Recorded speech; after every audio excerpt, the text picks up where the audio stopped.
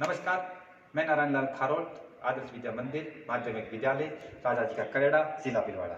मैंने आपके बीच में एक वीडियो अपलोड किया था बुधवार के दिन, जिसमें कक्षा 10 के पहले पाठ के जो मानव स्वास्थ्य एवं भोजन नाम का पहला पाठ है, उसके पहले पेज के बारे में क्या लिखा कहा, पहले पेज से क्या जानकारी मिली वो बताया।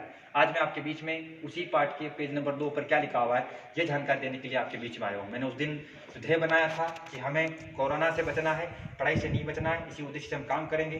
तो देखिए इस पाठ के पेज नंबर 2 से हमको क्या जानकारी मिलेगी। जानकारी मिलेगी प्रोटीन की कमी से होने वाले 2 रोगों के नाम और उनके लक्षण। जानकारी मिलेगी 1, 2, 3 खनिज तत्व जिसमें लोहा तत्व, कैल्शियम और आयोडीन है, उन खनिज तत्वों की कमी से होने वाली रोगों की जानकारी मिलेगी। 6 खनिज तत्व हैं, उनके नाम और उनसे वो कार्य क्या करते हैं, वो कार्य और वो उनके प्रमुख स्रोत क्या हैं, ऐसी जानकारी हमको मिलेगी। तो आप देखिए हम आपके बीच में पहले यहाँ से हम स्टार्ट करते हैं। तो देखिए प्रोटीन की कमी से होने वाले 2 रोगों के नाम हैं, क्वाशियोरकोर और मेरस्मस। कोई प्रश्न पूछ ले आपको कि प्रोटीन की कमी से होने वाले किन्हीं 2 रोगों के नाम लिखिए, तो आप रोगों का नाम लिख सकते हैं क्वाशियोरकोर और मेरस्मस। क्वाशियोरकोर रोग अगर किसी बच्चे को हो जाता है तो उस बच्चे में कौन से लक्षण दिखाई देंगे, उन लक्षणों का जिक्र इस ब्लैक बोर्ड पर कर रखा है। आप देखिए, जिसको क्वाशियोरकोर रोग हो जाता है उस बच्चे का पेट फूल जाएगा, जिसको क्वाशियोरकोर रोग हो जाता है उस बच्चे को भूख कम लगेगी, जिसको क्वाशियोरकोर रोग हो जाता है उस बच्चे का स्वभाव चिड़चिड़ा हो जाता है, और जिसको क्वाशियोरकोर रोग हो जाता है उस बच्चे की त्वचा पीली, काली, शुष्क, धब्बेदार होकर के फटने लगती है। ये क्वाशियोरकोर रोग के लक्षण हैं जो बच्चे में होते हैं। ठीक, अगर प्रोटीन की कमी से होने वाला दूसरा रोग है मेरस्मस। मेरस्मस रोग अगर किसी बच्चे को हो जाता है उस बच्चे में क्या लक्षण दिखाई देंगे, वो लक्षण देखिए। इसमें बच्चे का शरीर सूख कर दुर्बल हो जाएगा, बच्चे की आंखें कांतिहीन हो जाएगी, अर्थात उसकी आभा खत्म हो जाएगी, चमक खत्म हो जाएगी, और बच्चे की आंखें अंदर धस जाएगी। ठीक है, कांतिहीन होकर के अंदर धस जाएगी। अगर किसी बच्चे का शरीर सूख करके दुर्बल हो गया है, अगर किसी बच्चे की आंखें कांतिहीन होकर के, आभा खत्म होकर के, उसकी चमक खत्म होकर के अंदर धस गई है, इसका मतलब उस बच्चे को मेरस्मस रोग हुआ है, और मेरस्मस रोग प्रोटीन की कमी से होता है। अगर किसी बच्चे का पेट फूल गया, अगर बच्चे को भूख कम लगा, अगर बच्चे का स्वभाव चिड़चिड़ा हो गया, अगर बच्चे की इसकी पीली, काली, सूखी और धब्बेदार होकर फट गई है, इसका मतलब बच्चे को क्वाशियोरकोर रोग हुआ है, और ये रोग प्रोटीन की कमी से होता है। अब आपको इसी पेज के ऊपर लिख रखा है, जानकारी में रखी है। जानकारी महत्वपूर्ण भी है परीक्षा की दृष्टि से भी और तुम्हारी कंपटीशन एग्जाम की दृष्टि से भी। तो देखिए, लौह तत्व की कमी से रक्तहीनता होती है, जिसको एनीमिया भी बोलते हैं। तो लौह तत्व अगर हमारे शरीर में नहीं पहुंचा तो उसकी कमी से हमारे शरीर पर प्रभाव ये पड़ेगा कि रक्तहीनता हो जाएगी, जिसको एनीमिया बोलते हैं। अगर हमारे को कैल्शियम नाम का खनिज नहीं मिला तो हमारी हड्डियां कमजोर हो जाएगी और भंगुर हो जाएगी। भंगुर का मतलब आसानी से टूटने लगने वाली स्थिति में आ जाएगी। कैल्शियम हमारी हड्डियों को मजबूती प्रदान करता है, इसका मतलब अगर ये हमारी बॉडी में नहीं पहुंचा तो वो हड्डियों को कमजोर कर देगा, हड्डियों को भंगुर कर देगा। अगर हमारे शरीर में आयोडीन नहीं पहुंचा तो आयोडीन नहीं पहुंचा तो हमको गलखंड व घेंगा रोग होते हैं, जिसको अंग्रेजी में गोइटर बोलते हैं। ठीक है, आयोडीन की कमी से गलखंड घेंगा रोग होता है। ये बहुत शानदार जानकारी है, परीक्षा की दृष्टि से 1 नंबर में तुम्हें पूछी जा सकती है, इतनी लाजवाब चीज है। लौह तत्व की कमी से रक्तहीनता होती है, कैल्शियम की कमी से हड्डियां कमजोर और भंगुर होती है, और आयोडीन की कमी से गलखंड घेंगा रोग होता है। अब आप इधर देखिए, आपको एक सोडियम, दूसरा पोटेशियम, तीसरा कैल्शियम, चौथा फास्फोरस, 5वां लौह तत्व, 6ठा आयोडीन, इन खनिज तत्वों के नाम लिख करके, ये खनिज तत्व भोजन के माध्यम से अगर हमारे शरीर में पहुंचते हैं तो काम क्या करते हैं, उनके कामों का जिक्र है। तो इन खनिज तत्वों का कार्य बहुत महत्वपूर्ण है, स्रोत की जानकारी हमको रखने हैं, लेकिन इनके कार्य महत्वपूर्ण है। तो सोडियम पोटेशियम दोनों को एक साथ ले तो दोनों के कार्य एक जैसे हैं। तो दोनों के कार्य आप देखिए, सोडियम पोटेशियम दोनों कार्य, मांसपेशियों के सिकुड़ने में, संकुचन में कौन से खनिज तत्व काम आएंगे, सोडियम पोटेशियम।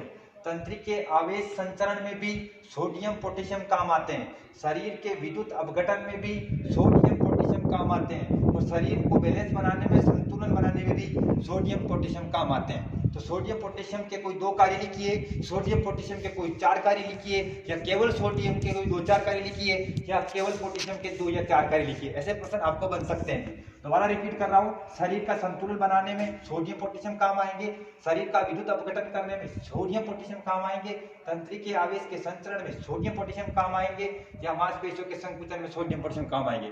अगर सोडियम का खनिज आपकी बॉडी में नहीं पहुंच पा रहा है तो आप ऐसी कौन सी चीज खाएं, कौन सी चीजों का सेवन करें जिसके माध्यम से आपके अंदर सोडियम पहुंच सकता है। अर्थात सोडियम का प्रमुख सोर्स कौन सा है, प्रमुख स्रोत कौन सा है, देखिए तो सोडियम के लिए आप सामान्य नमक जैसे ही मानते हैं कि सोडियम क्लोराइड होता है तो उसमें नमक सोडियम मिल सकता है आपको। मछली खाने से भी सोडियम मिल सकता है, मांस खाने से भी मिलता है, अंडे खाने से और दूध पीने से सोडियम मिल सकता है। शाकाहारी चीजों को चुन करके सोडियम प्राप्त कर सकते हैं। मांसाहारी का सेवन करता हो बाई चांस तो वो मांसाहारी चीजों के माध्यम से मछली मांस खाने से सोडियम मिल सकता है।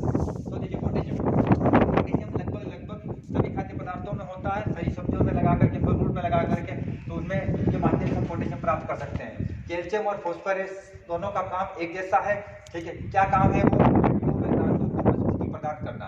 तो हड्डियों में दांतों को मजबूती कौन प्रदान करते हैं? Calcium phosphorus.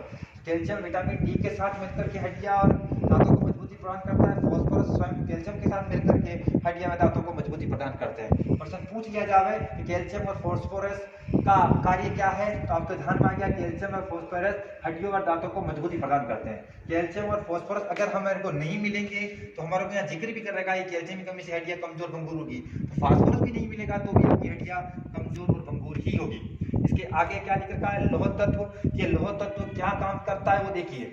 रुधिर में हीमोग्लोबिन एक क्या बोलते हैं उसका श्वसन वर्णक भी है। हीमोग्लोबिन वो वर्णक भी है जिसके कारण हमारा खून का रंग लाल होता है। तो खून के अंदर हीमोग्लोबिन के बनाने में कोई तत्व, खनिज तत्व अगर काम आता है तो वो खनिज तत्व लौह तत्व है। उसी लौह तत्व की कमी से क्या रोग होता है जिसका जिक्र आपको इसी पेज पर आपको मिलेगा। रक्तहीनता होती है।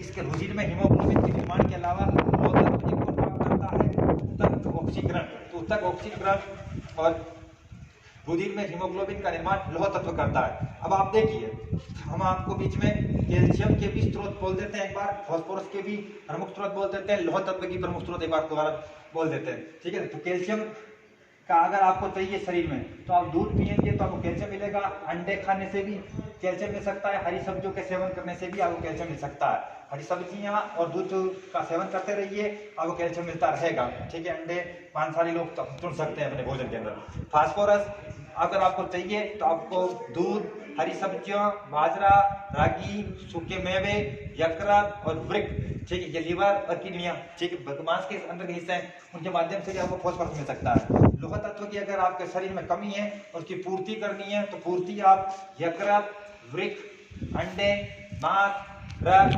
बाजरा, रागी, दही, सब्जियां, गाजर और गुड़ के माध्यम से कर सकते हैं। शाकाहारी चीजों को चुन करके लौह तत्व की आपूर्ति कर सकते हैं शरीर के अंदर, और मांसाहारी चीजों को चुन करके लौह तत्व की आपूर्ति कर सकते हैं। अब आपके बीच में एक अंतिम खनिज तत्व है आयोडीन, जिसकी कमी से कौन सा रोग होता है इसकी जानकारी इस पन्ने पर लिख रखी है, आपको आनी चाहिए। कल का रोग हो जाएगा अर्थात गला फूल जाएगा आपका। और अगर इस आयोडीन काम क्या करता है, ये आयोडीन काम करता है थायरोक्सिन हार्मोन का निर्माण करता है। थायरोक्सिन हार्मोन हमारे अंदर गले के अंदर पाई जाने वाली थायराइड ग्रंथि है जो निकालती है, और थायराइड ग्रंथि थायरोक्सिन हार्मोन तभी निकालती है जब उसको पर्याप्त मात्रा में आयोडीन मिले। तो आयोडीन के स्रोत हमारे बीच में क्या हो सकते हैं? तो आयोडीन के स्रोत हो सकते हैं नमक, समुद्री भोजन, हरे पत्तों वाली सब्जियां, थोड़ा लवण, समुद्री मछलियां, जामुन, काला नमक वो होंगे, लवण वो होंगे जिनमें आयोडीन होगा, तो वो थायराइड आयोडीन होगा, तो वो आयोडीन की पूर्ति हम ऐसे कर सकते हैं। तो ये पूरा पेज है, इस पेज से हमको जानकारी मिल रही है कि भाई क्वाशोर्कोर रोग प्रोटीन की कमी से होता है, उनके लक्षण क्या है। मेरस्मस रोग जो भी प्रोटीन की कमी से होता है उसके लक्षण क्या है, ठीक है। लौह तत्व की कमी से हमारे शरीर पर क्या प्रभाव पड़ेगा, रक्तहीनता वाला। कैल्शियम की कमी का हमारे शरीर पर क्या प्रभाव पड़ेगा, आयोडीन की कमी का हमारे शरीर पर क्या प्रभाव पड़ेगा। सोडियम हमारे शरीर में काम क्या करता है उसका स्रोत क्या है। पोटेशियम हमारे शरीर में काम क्या करता है उसका स्रोत क्या है। कैल्शियम हमारे शरीर में काम क्या करता है उसका स्रोत क्या है। फास्फोरस हमारे शरीर में काम क्या करता है उसका स्रोत क्या है। लौह तत्व और आयोडीन हमारे शरीर में काम क्या करते हैं उनके स्रोत क्या है। ऐसी जानकारी हमको पेज नंबर 2 से मिल रही है। हम आपके बीच में अगला बात जब भी आएंगे तो इसी पाठ का पेज नंबर 3 क्या लिख रखा है उस जानकारी के आपके बीच में आएंगे। मैं नारायण लाल खारोल, आदर्श विद्या मंदिर माध्यमिक विद्यालय करेड़ा, जिला भीलवाड़ा।